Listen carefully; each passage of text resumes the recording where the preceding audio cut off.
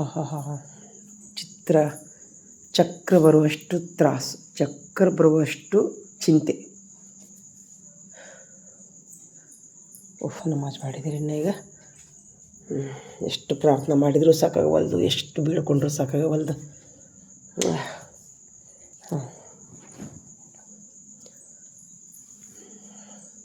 ನನಗೆ ಪದೇ ಪದೇ ನಮ್ಮ ಮಹಾತ್ಮ ಗಾಂಧೀಜಿಯವ್ರು ಹೇಳಿದ ಮಾತು ನೆನಪಾಗ್ತೈತೆ ರೀ. ಏನು ನೆನಪಾಗ್ತೈತೆ ಅಂದ್ರೆ, ನಮ್ಮ ಮಹಾತ್ಮ ಗಾಂಧೀಜಿಯವರು ಅವರಿಗೆ ಬರುವಂಥ ಕಷ್ಟಗಳಿಗೆ ಹೆದರಿ ಅನ್ನೋಕ್ಕಿಂತಲೂ ಅವ್ರಿಗೆ ಅಷ್ಟು ಕಷ್ಟ ಬರ್ತಿದ್ದವೋ ಗೊತ್ತಿಲ್ಲ, ಅವ್ರ ಜೋಡಿ ಅಷ್ಟು ಅನ್ಯಾಯ ಆಗ್ತಿದ್ವೋ ಗೊತ್ತಿಲ್ಲ. ನಮ್ಮ ಗುರುಗಳು ಹೇಳಿದ ಮಾತು ನಾವು ಹೈಸ್ಕೂಲ್ಗಿದ್ದಾಗ ಮಹಾತ್ಮ ಗಾಂಧೀಜಿಯವರ ಒಂದು ನೋವಿನ ನುಡಿ ಅಥವಾ ಎಲ್ಲೋ ಓದಿದ್ದು ನೆನಪು ಏನಪ್ಪ ಅಂದ್ರೆ, ದೇವರೊಬ್ಬನು ಇರದಿದ್ದರೆ ನಾನು ಯಾವಾಗಲೂ ಆತ್ಮಹತ್ಯೆ ಮಾಡಿಕೊಳ್ಳುತ್ತಿದ್ದೆ ಅಂತ ಮಹಾತ್ಮ ಗಾಂಧೀಜಿಯವರು ಬರೆದುಕೊಂಡಾರೆ ಎಲ್ಲೋ ಒಂದು ಕಡೆ. ಅದನ್ನು ನಾನು ಓದಿದ್ದು ನೆನಪು ನನಗೆ. ಆ ಮಾತು ನನಗೆ ನನ್ನ ಜೀವನದಲ್ಲಿ ತುಂಬ ಸರಿ ನೆನಪಾಗ್ತೈತಿ ರೀ. ನನಗೆ ತುಂಬ ಸರಿ ನೆನಪಾಗ್ತೈತಿ. ಅಂದರೆ ಅಷ್ಟು ಅನ್ಯಾಯಗಳು ನಡೀತಾವೆ ನಮ್ಮ ಮನೆತನದಲ್ಲಿ, ನಮ್ಮ ಸುತ್ತಮುತ್ತಲು. ಎಲ್ಲರ ಮನ್ಯಾಗ ಅದಾವೋ ಇಲ್ಲೋ ಗೊತ್ತಿಲ್ಲ, ಎಲ್ಲರ ಜೀವನದಲ್ಲಿ ಅದಾವೋ ಇಲ್ಲೋ ಗೊತ್ತಿಲ್ಲ. ಆದರೆ ನಮ್ಮ ಮನೆತನದಲ್ಲಿ ಮಾತ್ರ ಈ ಥರ ತುಂಬ ಅನ್ಯಾಯಗಳು ನಡೀತಾವೆ, ತುಂಬ ನೋವುಗಳು ನಡೀತಾವೆ. ನೋಡಿರಿ, ಈಗ ಚಿಂತೆ ಮಾಡಿ ಮಾಡಿ ಮಾಡಿ ಮಾಡಿ ತಲೆ ತಿರುಗಾಗುತ್ತೈತೆ ನನಗೆ. ಅಷ್ಟು ನೋವು ನನಗಂತಲ್ರಿ, ನಮ್ಮ ಸಹೋದರನ ಬಗ್ಗೆ, ನಮ್ಮ ತಾಯಿಯವ್ರ ಬಗ್ಗೆ, ನಮ್ಮ ತಂಗಿ ಬಗ್ಗೆ ಸುತ್ತಲೂ ಚಿಂತೆಗಳು. ಈಗ ನೋಡಿರಿ, ನಮ್ಮನೆ ನಿಮ್ಗೆ ನನ್ನ ಒಂದು ವಿಷಯವನ್ನು ಶೇರ್ ಮಾಡ್ಕೊಂಡಿದ್ದೆ ನಾನು. ಏನಪ್ಪ ಅಂತಂದ್ರೆ, ನಮ್ಮ ಒಂದು ತಾಯಿಯವ್ರ ಮನೆ ಕ್ವಾರ್ಟರ್ಸಿನ ಬಗ್ಗೆ ಅಕ್ಕಪಕ್ಕದವರು ಕಾಡಿಸಿ ಆ ಮನೆ ಹಿಡಿಬೇಕಂಥೇಳಿ ನಮ್ಮ ಸಹೋದರನಿಗೆ ತೊಂದರೆ ಕೊಟ್ಟು ಇಲ್ಲದ ಅಪವಾದ ಹೊರಿಸಿ ಅವನು ಊರು ಬಿಟ್ಟು ಹೋಗುವಂಗೆ ಮಾಡಿದರು. ಆದರೆ ಈಗ ಊರು ಬಿಟ್ಟು ಹೋದ್ಮೇಲೆ ಮತ್ತೆ ಸಮಾಧಾನ ಇಲ್ಲರಿ ಅವ್ರಿಗೆ. ಆಫೀಸ್ನವ್ರಿಗೆ ಏನು ಹೇಳಿದ್ರು ಗೊತ್ತಿಲ್ಲ, ಆಫೀಸ್ನವ್ರಿಗೆ ಏನು ಪೇನ್ ವಿಚಾರ ಅನ್ನೋದು ಗೊತ್ತಿಲ್ಲ ರೀ. ಆದ್ರೆ ಆಫೀಸ್ನವರು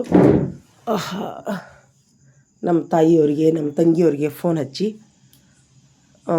ನಮ್ಮ ತಮ್ಮ ಅವನು ಕೆಲಸ ಇಲ್ಲ, ಅವನಿಗೆ ಹೇಳಿದ್ನಲ್ಲ, ಎಲ್ಲೇ ಯಾವುದು ಕೆಲಸ ಮಾಡಿಲ್ಲ ಅವ. ಅದು 20,000 ರೂಪಾಯಿ ಬಾಡಿಗೆ ಆ ಮನೆಯದು ಇನ್ನವರೆಗೂ ತುಂಬಿಲ್ಲ. ನಮ್ಮ ಸಹೋದರ ಅವನಿಗೆ ಕೆಲಸ ಇಲ್ಲ.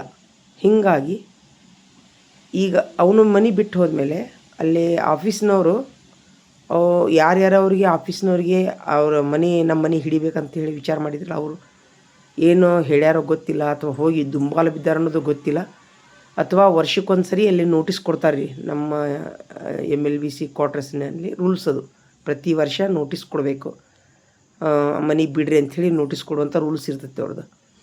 ಅದೇ ಥರ ಈಗ ಕೊಡಬೇಕಾದ್ರೆ ಅವರೆಲ್ಲ ಎನ್ಕ್ವೈರಿ ಮಾಡಿದಾಗ ಅದು ನಮ್ಮ ತಾಯಿಯವ್ರ ಮನೆ 20,000 ರೂಪಾಯಿ ಬಾಡಿಗೆ ಉಳಿದದ್ದು ಬಾಕಿ ಗೊತ್ತಾಗೈತೆ ಅವ್ರಿಗೆ, ಇಂಜಿನಿಯರ್ ಸಾಹೇಬ್ರಿಗೆ. ಗೊತ್ತಾದ ಮೇಲೆ ಅವರು ನಮ್ಮ ಸಹೋದರಿಗೆ ಫೋನ್ ಹಚ್ಚಿ ಹೇಳ್ಯಾರ.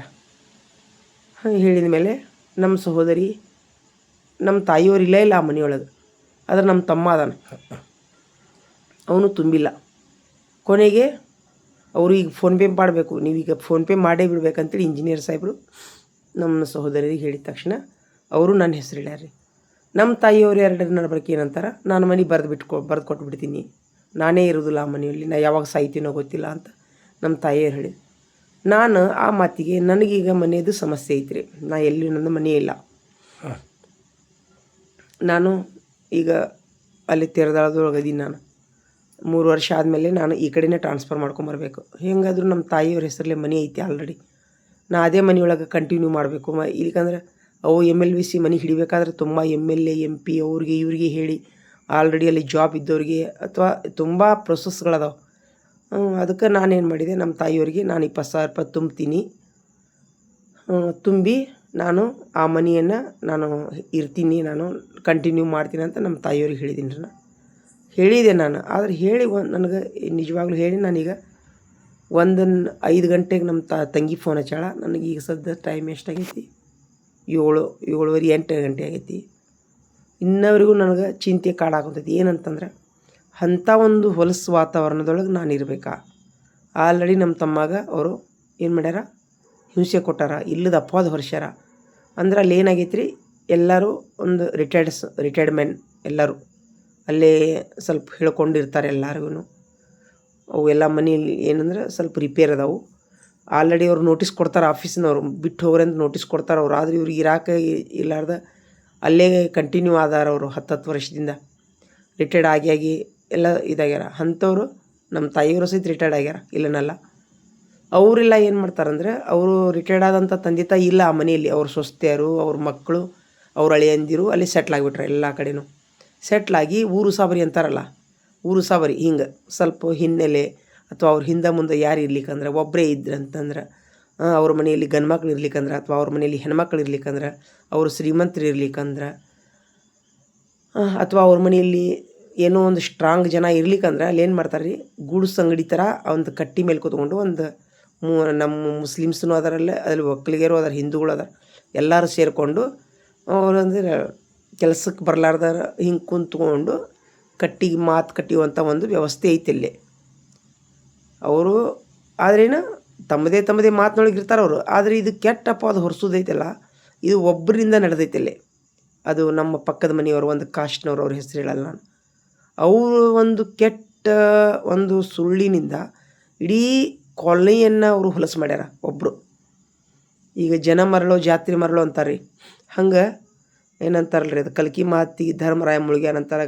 ಹಿಂಗೆ ಅವರು ಸುಳ್ಳು ಹೇಳ್ಯಾರೋ ಕರೆ ಹೇಳ್ಯಾರೋ ಗೊತ್ತಿಲ್ಲ, ಆದ್ರೆ ಒಂದು ತಪ್ಪು ಮಾಹಿತಿ ಇಡೀ ಜಗತ್ತಿನ ತುಂಬ ಸ್ಪ್ರೆಡ್ ಆಗಿಬಿಡ್ತೈತಿ. ಈಗ ಅದು ಅಲ್ಲೇ ಸ್ಟಾರ್ಟಿಂಗ್ನಲ್ಲಿ ಇರುವುದು ಬೇರೆ, ಅಲ್ಲಿ ಹೋಗಿ ಬೇರೆ ಕಡೆ ಮುಟ್ಟೋದು ಬೇರೆ, ಅದು ವ್ಯವಸ್ಥೆ ಅಲ್ಲಿ ಈಗ ನಡೆಯಾಕತ್ತೈತಿ. ಈಗ ಹಂತಲ್ಲೇ 20,000 ರೂಪಾಯಿ ಕೊಟ್ಟು 20,000 ರೂಪಾಯಿ ನಮ್ಮ ತಾಯಿಯವ್ರದ್ದು ಬಾಡಿಗೆ ಮುಟ್ಟಿಸಿ ನನಗೀಗ, ಯಾಕಂದ್ರೆ ನಾನಿನ್ನು ಎಲ್ಲಿಯೂ ನನಗೆ ಮನೆ ಇಲ್ಲ, ಹೀಗಾಗಿ ನಾನು ಅಲ್ಲೇ ಟ್ರಾನ್ಸ್ಫರ್ ತೊಗೊಂಡು ಅಲ್ಲೇ ಮುಂದುವರಿಬೇಕು 3 ವರ್ಷದ ನಂತರ ಅಂಥೇಳಿ, ಅದು ನನಗೆ ಈಗ ತಲೆಯಲ್ಲಿ ಹುಳ. ಹೆಂಗೆ ಬದುಕೋದು, ಅಂತರ ನಡ್ಬರ್ಕ, ಸುಳ್ಳು ಜನರ ನಡ್ಬರ್ಕ ನಾ ಹೆಂಗೆ ಬದುಕೋದು, ನನಗೇನರಪ್ಪ ಹೊರಿಸ್ತಾರ ಏನೋ ಅವರು, ನನ್ನ ಮಗಗೆ ಏನರಪ್ಪ ಹೊರಿಸ್ತಾರ ಏನೋ, ಏನು ಮಾಡೋಕ್ಕೂ ಹೆಸರಲ್ಲ ಜನ, ಏನು ಮಾಡ್ಬೇಕಂತ ವಿಚಾರ ಮಾಡಿ ಮಾಡಿ ಮಾಡಿ ಮಾಡಿ ಒಮ್ಮೊಮ್ಮೆ ತಲೆ ತಿರುಗುತ್ತೈತೆ ರೀ. ಅದಕ್ಕೆ ಅವಾಗ ನನಗೆಲ್ಲ ಆಗೆಲ್ಲ ನೋವಾದಾಗೆಲ್ಲ ಎಷ್ಟು ಕೆಟ್ಟ ಜನ ಅದಾರಲ್ಲಪ್ಪ, ಅವ್ರಿಗೆ ಯಾವಾಗ ಬುದ್ಧಿ ಹೇಳಬೇಕು, ಯಾರು ಬುದ್ಧಿ ಹೇಳಬೇಕು, ಅವರಿಗೆಲ್ಲ ಅನ್ಪಡ್ರು, ಅವರೆಲ್ಲ ಜನ ಅನ್ಪಡ್, ಯಾವುದೇ ವಿದ್ಯೆ ಇಲ್ಲ ಅವ್ರ ಹತ್ರ. ಒಳ್ಳೆಯ ಗುಣ ಐತಿ ಇಲ್ಲನಲ್ಲ, ಆದರೆ ಸರಿ ಯಾವುದು ತಪ್ಪು ಯಾವುದು ಅನ್ನುವಂಥ ಒಂದು ಹೊರಗಿನ ಜಗತ್ತಿಲ್ಲ, ಎಲ್ಲೂ ಅಡ್ಡಾಡಿಲ್ಲ. ತಮ್ಮ ಎದುರಿನೊಳಗೆ ಏನು ಐತಲ್ಲ ಅಷ್ಟೇ ಮಾತಾಡೋರು ಅವರು, ತಮ್ಮ ವಿಚಾರಕ್ಕೆ ತಕ್ಕಂತೆ ಅಷ್ಟೇ ವಿಚಾರ ಮಾಡೋಂಥ ಜನ ಅಲ್ಲೇ. ಅವರೆಲ್ಲ ಜ್ಞಾನವಂತರೆಲ್ಲ ಬಾಗಿಲು ಹಾಕೊಂಡು ಕುಂತು ಬಿಡ್ತಾರೆ ಅವ್ರು ಯಾರು ಸಬರಿ ಮಾಡಲ್ಲ. ಅವರು ಅದಾರಲ್ಲೇ. ಇವರು 4 ಮನೆ ಮಾತಾಡಿ ಕಟ್ಟಿ ಕುಂತು ಟೈಮ್ ಪಾಸ್ ಮಾಡುವಂಥ ಜನ ನಮ್ಮ ಸುತ್ತಮುತ್ತಲು ಅದಾರ. ಅಂಥಲ್ಲಿ ನಾನೀಗ ಪಾರಾಗಬೇಕು.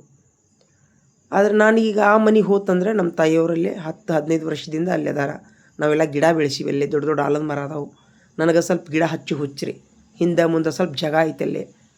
ಹಂಗೆ ಅನ್ನೋಕ್ಕಿಂತ ನನಗೆ ಈಗ ಇರಾಕೆ ಎಲ್ಲಿ ಊರ ಮನ್ಯಾಗಂತೂ ತುಂಬ ಬಾಡಿಗೆ ವರ್ಷಕ್ಕೊಂದು ಸರಿ ಮನೆ ಬಿಡಂತಾರೆ.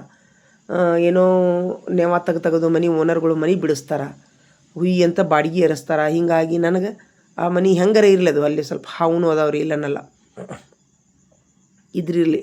ಆದರೆ ಹಿಂದೆ ಮುಂದೆ ಸ್ವಲ್ಪ ಗಿಡ ಹಚ್ಚಿಕೊಂಡು ಇರಬೇಕು. ಅಂಥ ಜನರಿಗೇನು ಸ್ವಲ್ಪ ನನಗೂ ಟೈಮ್ ಸಿಕ್ಕಾಗ ಇನ್ನೊಂದು ಏನು ರೀ, ನಮ್ಮ ಒಳ್ಳೆಯ ನಡತೆಯಿಂದ ಎದುರಿನ ಜನ ಸುಧಾರಣೆ ಆಗ್ತಾರೆ ರೀ. ಕೆಟ್ಟವ್ರ ಜೋಡಿ ನಾವು ಕೆಟ್ಟವರಾದ್ರೆ ಎಂದೂ ಸುಧಾರಣೆ ಆಗಲ್ಲ. ಸೊಸೈಟಿ ಆಗಿರಲಿ, ಆ ಒಂದು ಮಾಹೋಲ್ ಆಗಿರಲಿ.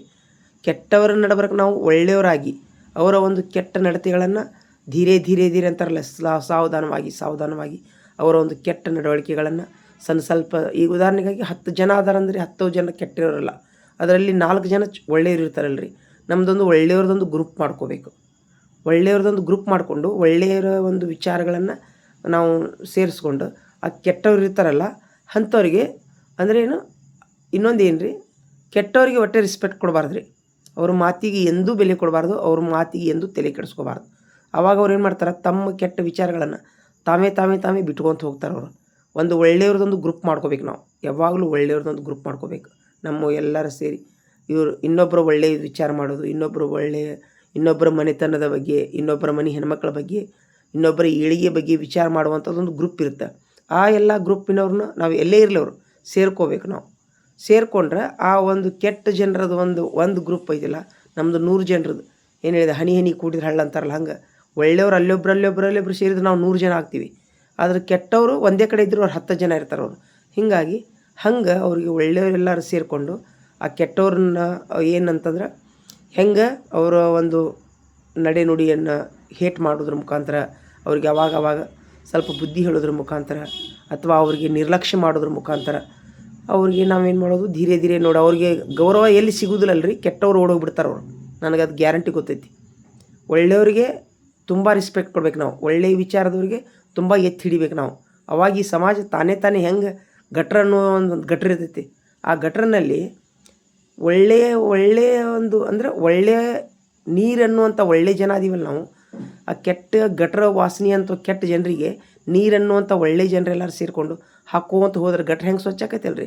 ಹಂಗೆ ನಾವೆಲ್ಲರೂ ಒಳ್ಳೆಯ ವಿಚಾರವಂತರೆಲ್ಲರೂ ಸೇರಿಕೊಂಡು ನಮ್ಮ ಒಳ್ಳೆಯ ವಿಚಾರಗಳನ್ನು ಹಂಚ್ಕೊತ ಒಳ್ಳೆಯದನ್ನು ಮಾಡ್ಕೊತ ಎಷ್ಟು ಬೇಕಾದಷ್ಟು ಕೆಟ್ಟ ಮಾಡಲಿವ್ರು ನಾವು ಒಳ್ಳೆಯದನ್ನು ಮಾಡ್ಕೊತ ಹೋದ್ವಿ ಅಂದ್ರೆ ಆ ಕೆಟ್ಟವರು ಧೀರೆ ಕಡಿಮೆ ಹಾಕುವಂತ ಹೋಗ್ತಾರೆ. ಇದು 100ಕ್ಕೆ 100 ಸತ್ಯ ಆಗೈತಿ.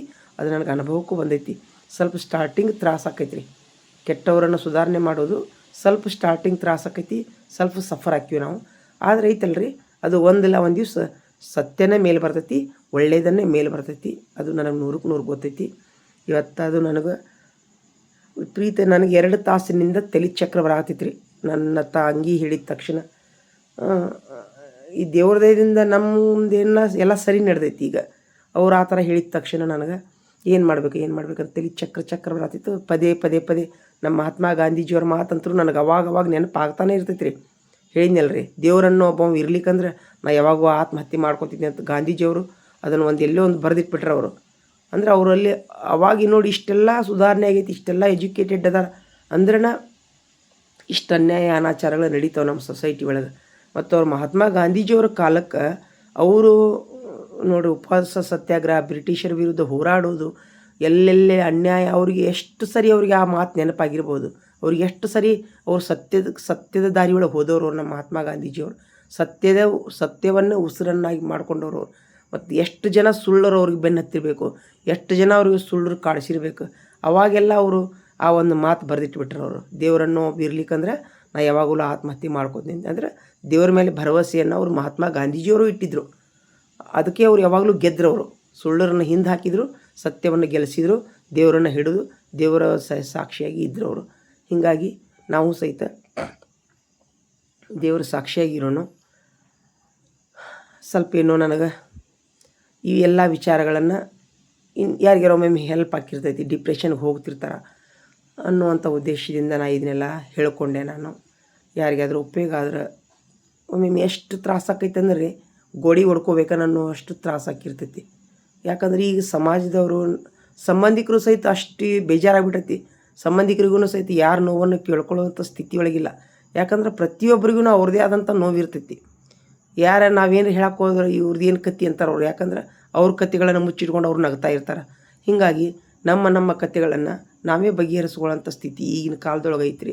ಹಂಗೆ ಅನ್ನೋಕ್ಕಿಂತರೂ ಎಲ್ಲಿಯೂ ಮಾನವೀಯತೆನೇ ಇಲ್ಲ.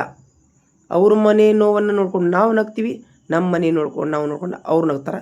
ಹೀಗಾಗಿ ಆ ನೋವುಗಳು ಹೆಚ್ಚಾಗ್ತಾವೆ, ಕಡಿಮೆ ಆಗಲ್ಲ.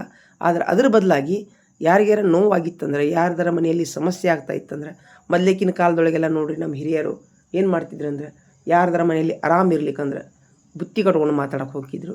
ಎಲ್ಲರ ಯಾರ್ದಾರ ಮನೆಯಾಗ ತೀರ್ಕೊಂಡ್ರೆ ಮಣ್ಣು ಕೊಡೋಕೆ ಹೋಗ್ತಿದ್ರು. ಯಾರ್ದಾರ ಮನೆಯೊಳಗೆ ಏನರ ಒಂದು ಪಂಚಾಯತಿ ಕಟ್ಟಿ ಮಾಡ್ತಿದ್ರು. ಈಗ ಹಂಗಿಲ್ಲೇನಿಲ್ಲ ರೀ. ಎಲ್ಲರ ಆತಂದ್ರೆ ಚಲೋ ಆತು ನೋಡೋಕೀಗೆ ನಗ್ತಾರವರು, ಮರುದಿವ್ಸ ಇವ್ರ ಮನ್ಯಾಗ ಆಗಿರ್ತದೆ. ಹೀಗಾಗಿ ಮನಸ್ಸುಗಳು ಸರಿ ಇಲ್ಲ. ಈಗ ಒಳಗೆ ಹೊಟ್ಟೆ ಕಿಚ್ಚಿಪಡೋದು, ಇನ್ನೊಬ್ಬರ ಏಳಿಗೆಯನ್ನು ನೋಡಿ ಸಹಿಸಲಾರ್ದಂಗೆ ಆಗೋದು, ಇನ್ನೊಬ್ಬರ ನೋವನ್ನು ನೋಡಿ ನಗೋದು, ಮೇಲೊಂದು ನಾಟಕ ಹೊರಗೊಂದು ನಾಟಕ ಮಾಡೋದು. ಹೀಗೆಲ್ಲ ಅದಕ್ಕೆಲ್ಲ ಕಾರಣ ಏನು ಗೊತ್ತಿಲ್ಲ. ಎಲ್ಲಿಯೂ ನೈತಿಕತೆ ಇಲ್ಲ, ಎಲ್ಲಿಯೂ ನೈತಿಕ ಮಟ್ಟ ಯಾರಿಗೂ ನೈತಿಕತೆ ಹೇಳುವಂಥ ಸ್ಥಿತಿಯೊಳಗಿಲ್ಲ. ಹೀಗಾಗಿ ಇದ್ದಂಥ ಒಂದು ಹಿರಿಯರ ಬೆಲೆ ಇಲ್ಲ. ಹಿರಿಯರು ಮನೆಯಲ್ಲಿ ಇರ್ತಾರೆ, ಹಿರಿಯರು ಅವ್ರಿಗಂತೂ ಬೆಲೆನೇ ಇಲ್ಲ. ಇದ್ದಂಥ ಹಿರಿಯರಿಗೆ ಹೋಗಿ ವೃದ್ಧಾಶ್ರಮದೊಳಗೆ ಬಿಡ್ತಾರೆ. ನೈತಿಕ ಮಟ್ಟ ಬೆಳೆಸುವಂಥ ಹಿರಿಯರಿಗೆ ಅವರಿಗೆ ರೆಸ್ಪೆಕ್ಟ್ ಇಲ್ಲ. ಹೀಗಾಗಿ ಎಲ್ಲೆಂದರಲ್ಲಿ ಹೀಗಾಗಿ ಏನು ಮಾಡಿದ್ರಿ, ನನ್ನ ಥರ ಆ ನೋವನ್ನೋಕ್ಕಿಂತಲೂ ಒಮ್ಮೆ ಏನಾಗ್ತೈತೆ ರೀ, ಸಂತೋಷದಲ್ಲಿ ಇರುವಾಗ ಒಮ್ಮಕ್ಕಳೇ ಏನಾದರೂ ಪ್ರೆಷರ್ ಬಿತ್ತಂದ್ರೆ ಅದು ಏನಾಕೈತಿ, ಒಮ್ಮೆ ಮೈಂಡಿಗೆ ತ್ರಾಸಾಗ್ತೈತಿ. ಈ ಥರ ಹೇಳ್ಕೊಳ್ಳೋದ್ರಿಂದ ಮನಸ್ಸು ಸ್ವಲ್ಪ ಹಗರ ಆಕೈತಿ. ನನ್ನ ಥರ ಇರುವಂಥ ಯಾರಾದರೂ ದುಃಖದಲ್ಲಿದ್ರೆ ಈ ನನ್ನ ಮಾತುಗಳನ್ನು ತಾವು ಕೇಳ್ಕೋರಿ, ದುಃಖವನ್ನು ಹಗರು ಮಾಡ್ಕೋರಿ. ಮಹಾತ್ಮ ಗಾಂಧೀಜಿಯವರ ಮಾತನ್ನು ತಾವು ಸಹಿತ ನೆನಪು ಮಾಡ್ಕೋರಿ ಅಂತ ಹೇಳ್ತಾ ನನ್ನ ಮಾತುಗಳನ್ನು ಮುಗಿಸ್ತೀನಿ.